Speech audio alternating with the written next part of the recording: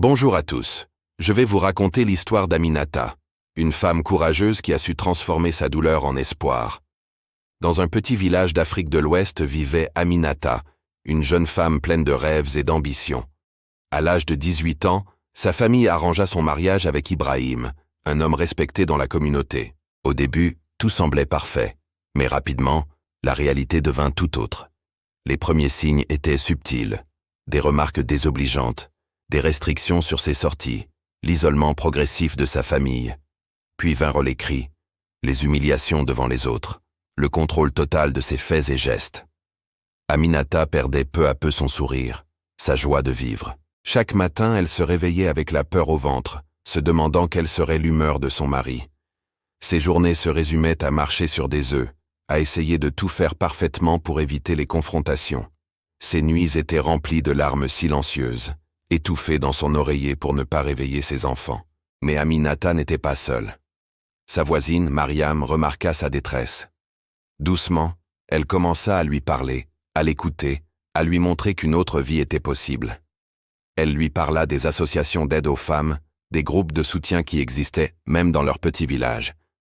Un jour, après une dispute particulièrement difficile, Aminata prit son courage à deux mains. Elle contacta une association locale, qui l'aida à se reconstruire, à retrouver sa dignité. Avec leur soutien, elle put suivre une formation en couture, développer une petite activité génératrice de revenus. Aujourd'hui, Aminata dirige son propre atelier de couture. Elle emploie d'autres femmes qui, comme elle, ont connu des situations difficiles. Elle est devenue un symbole d'espoir dans sa communauté, montrant qu'il est possible de se relever, de se reconstruire. Cette histoire n'est pas unique. Dans chaque village, dans chaque ville, des femmes vivent des situations similaires.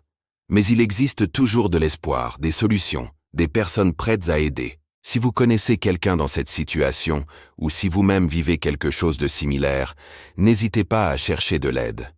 Nous devons briser le silence, tendre la main à celles qui souffrent. Le changement commence par la prise de conscience, par le soutien mutuel, par l'action collective. Si cette histoire vous a touché, partagez-la autour de vous. Abonnez-vous à notre chaîne pour plus de témoignages qui donnent de l'espoir et montrent qu'un autre chemin est possible. Ensemble, nous pouvons faire la différence. N'oubliez pas, aucune femme ne mérite de vivre dans la peur. Il y a toujours de l'espoir, toujours une solution, toujours des personnes prêtes à aider. Merci de m'avoir écouté. À très bientôt pour d'autres histoires de courage et de résilience.